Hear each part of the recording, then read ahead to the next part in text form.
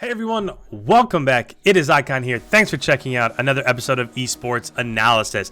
A very, very different video for you today. Yes, we're still playing Hardpoint. Yes, we're on board with SCUMP, and we're on the map Rammaza. That stuff is all something that we're probably used to seeing, but what we aren't used to seeing is them going to battle against the Paris Legion.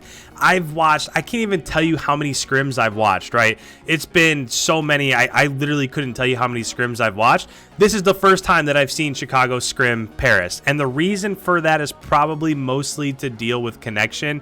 Now, I don't know where everybody is set up from Paris, right? I don't know if they're overseas. I don't know if some are here or they're in LA. I don't know where they're set up. But you can kind of tell just based on the results of these hard points that connection probably had a little bit to do with it. But before we get into the actual analysis here, Chicago went 4-1. They dropped one map. I think it was the Hackney Yard that they dropped. And all the other ones, they won pretty convincingly. I won't tell you exactly how this one goes. But with that, let's go ahead. Let's talk about the actual analysis here. So as we get into this, it's currently on bridge, which is P1. It's about to transfer. Actually, it just transferred back to P2 electronic shop. So when it comes to the spawns on this map, Chicago got the spawn that you want, right? Again, middle right of your screen, I'm drawing on the mini-map there, just in case you were wondering and wanted to know what I was talking about as I was going through this. But this is where they spawn. So when it came to P1, it's not necessarily so important to get the time inside of P1. What is important is to hold this back construction spawn. So that whole time, even if they're giving up, 22 seconds, like you see the score in the bottom left-hand corner, even if Chicago was giving up 22 seconds on that first hill, it just doesn't matter because it's so easy on this map to control P2. And you can see right now there are 14 seconds left in the current hardpoint, and essentially every single point inside of P2 is going towards Chicago. So really nice job to start here. But one thing that I absolutely adore about this map, this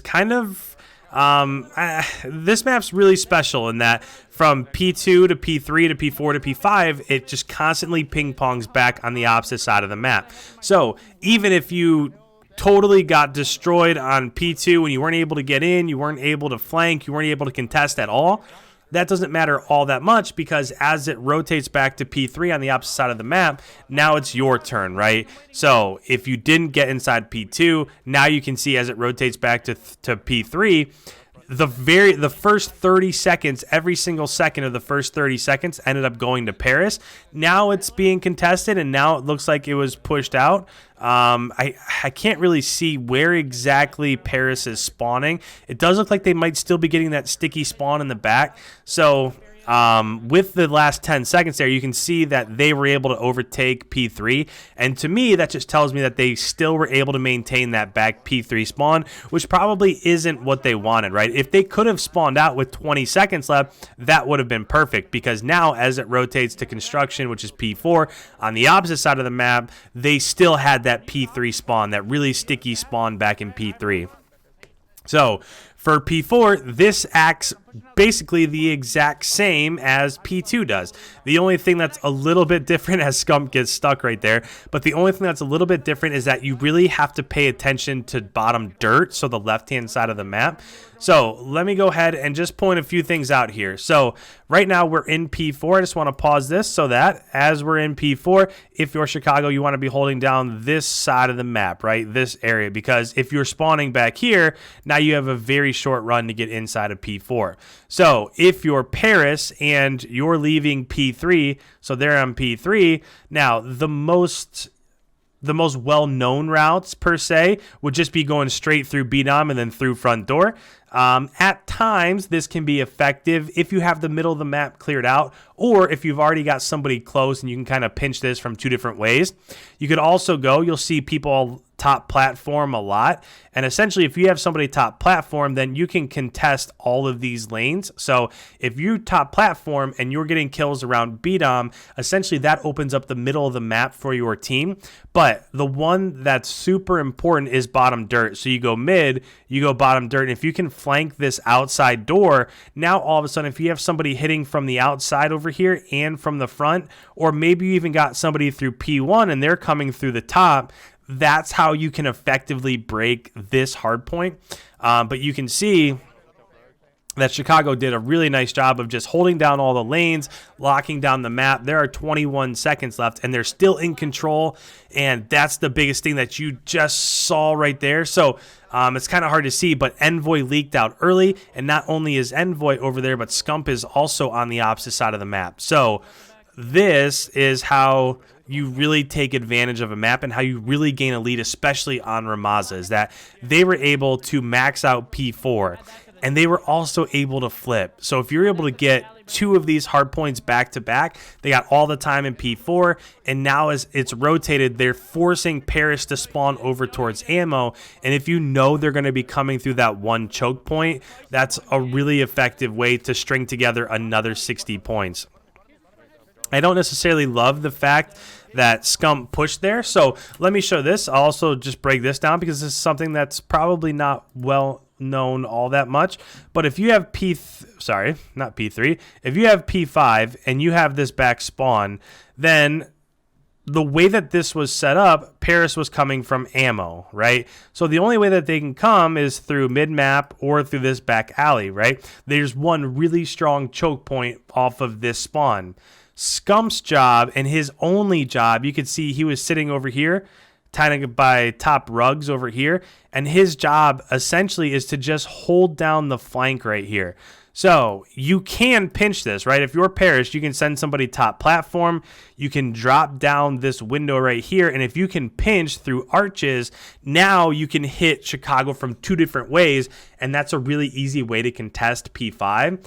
So SCUMP's only job when he was up on top rugs was just to watch that. So when he got a little bit bored and a little bit aggressive and he started to run this way, it looks like he was going to pinch this here, or he might have been thinking about going through min map and rotating, trying to rotate and pick up these spawns. But either way, there was still like 40 seconds left. So I don't think that he was already thinking about rotating. There's no way that we would know that. But when he got a little bit more aggressive, that's when he died. So now the only thing that happens from that is that his team is a little bit more vulnerable for the pinch, right? You can see he just died from Dens, who was top mid. So if Dens wanted to push out and try to pinch that, then they could have gotten some time. And you can see the last 18 seconds here, this has been contested. Now, sure, there's a lot of other things that goes into that, right? Are they getting slayed out? Are they getting the kills? Like really what's happening up inside of the hill? But if he just would have had control of top mid, that would have made his teammates' job a lot easier. So we've kind of talked about the strategy for each of the 5 hard points. And again, this is a scrim, and the thing that I love most about it is that we can actually hear what they're talking about. I will always chime in when I feel there's something that's really important to point out, but I do want to give you guys the opportunity to hear them and their team comms. So with that, I'm going to go ahead, I'm going to turn up their volume, and let's see exactly what they're talking about for the latter half of this map. What are the top rugs waiting for you guys? Not big enough. Front door, you said. Get my back door, I hit. Yeah. Paint just flew at me like a...